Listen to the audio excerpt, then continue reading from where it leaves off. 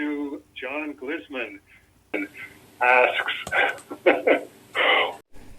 why no Dave? In 1992, Eclipse Comics put out a series of non-sports, obviously, cards called, quote, famous comic creators, unquote. Dave Sim was not included among the 109 creative types, given this cardboard honor. Nicely phrased, this cardboard honor. This cardboard honor. That could be the title of Sewell's Dave Sim biography. Who was responsible for this tragic oversight? At about that time period, I remember companies were putting out a number of strange trading card sets, such as famous serial killers. Yeah, you wouldn't. That's not something you'd be seeing in 2025. JFK assassination photos, for some reason. Weird stuff. I was able to find one Cerebus mention on the back of the Bob Burden card. In looking at the 109 names, I believe that Dave has been more important to comic history than any of them. Cerebus 186 hadn't been published yet, so that couldn't have been the reason for the snub. This injustice from 33 years ago greatly disturbs me. Well, John, don't get too excited about it. I would maintain that that was a pre-Cerebus 186, and that would have been Cat Ironwood generated, where Dave Sim needs to be put in his place, and one of the ways we're going to put Dave Sim in his place is by saying that of these 109 approved of by Cat Ironwood comic book creators, Dave Sim is not going to be on here. And I have determined that.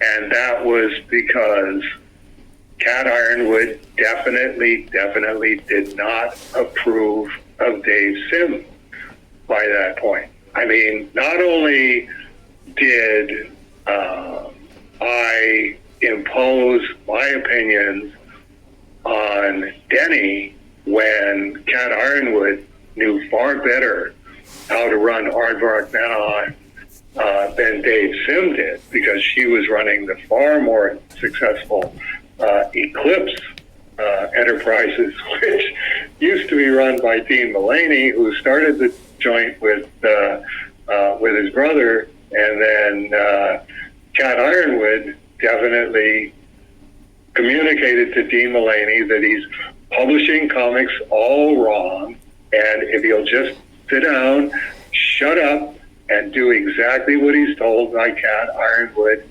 they will be astronomically successful. I'm just scanning over the list of names here, and you'll notice that Robert Crumb isn't on there either. Cat Ironwood had this really interesting period where she was explaining that she has a wood stove. This was when she was doing Fit to Print, her column in the Comics Buyer's Guide.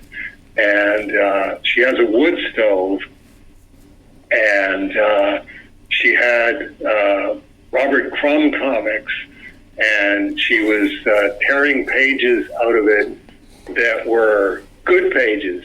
These are the good Robert Crumb that Cat Ironwood approves of, and then the pages that Cat Ironwood didn't approve of, she would use to start her wood stove.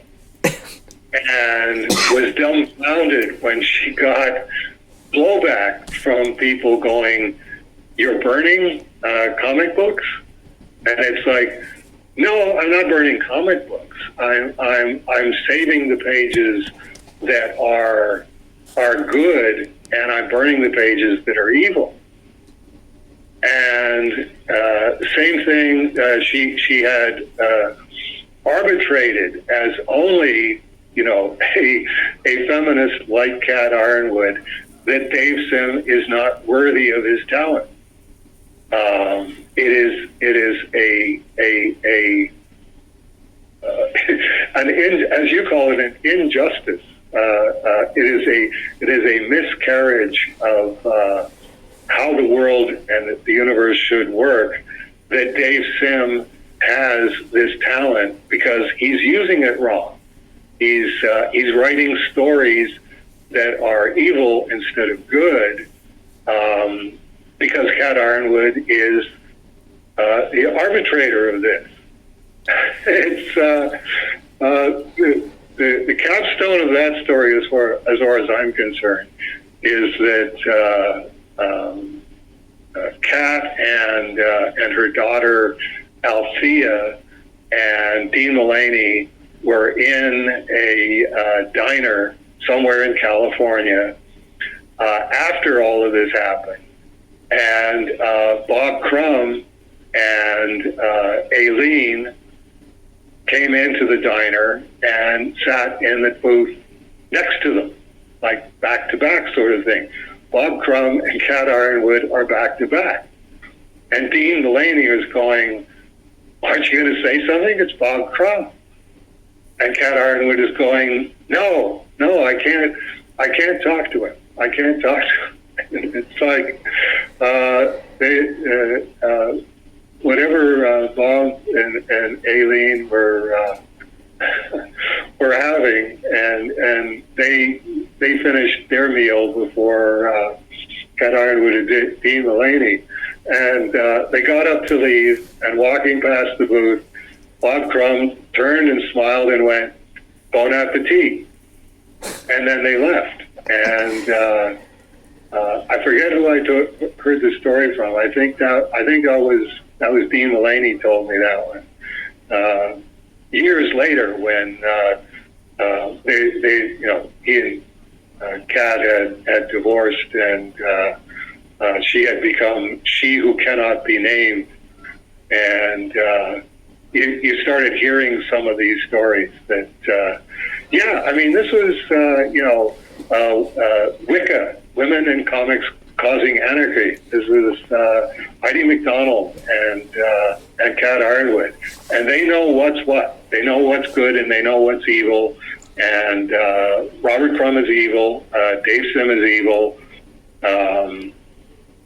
Bob Burden became evil. Bob Burden is on their list now and has been for probably 30 years. But you can see that he was on one of the checklist cards, so he was being given the benefit of the doubt. He was sort of on probation. This is what feminism is. Like, why it is that people don't understand that these women have been running everything since 1970, and I'll just leave it at that. But if you're wondering why Dave Sim wasn't on the comic book creator cards, Dave Sim is not worthy of his talent. Thus spake Kat Ironwood. Second the motion, Heidi MacDonald. End of story. This person is going to be made to exist. This is what cancel culture is. It's feminism. Feminism is cancel culture. Cancel culture is feminism. It's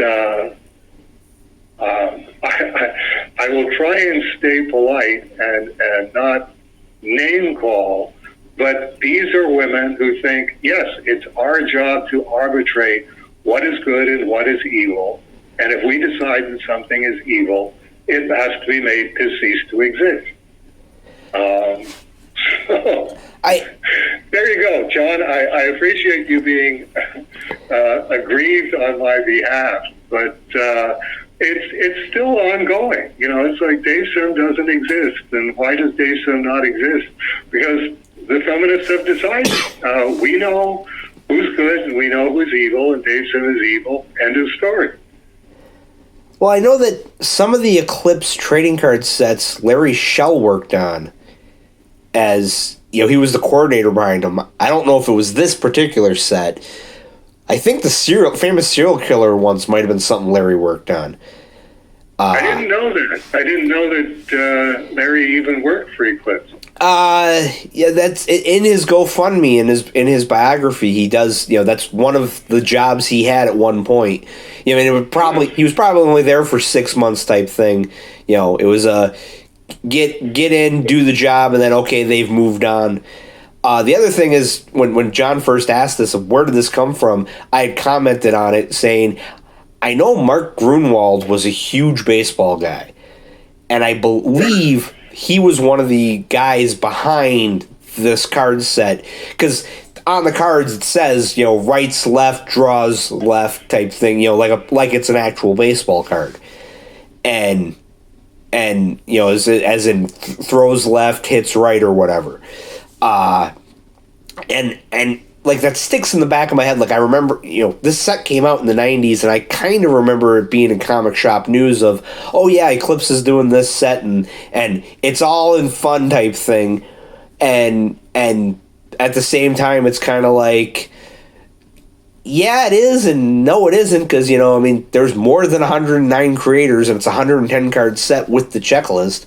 I know they did a second edition, which only had, I think, 36 cards, like 35 more creators, and then another checklist.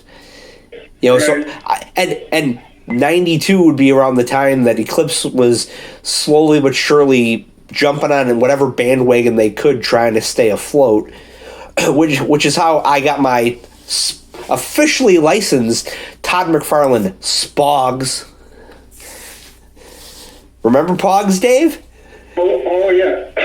Oh, wait a second. I have to interrupt. I got a prayer time in like 9 minutes. Okay. I completely fell asleep at the switch. Hold that thought, and we'll pick up on Spog after my prayer time. Okay. That works. Talk to you in a few minutes. All right. Bye-bye. Bye.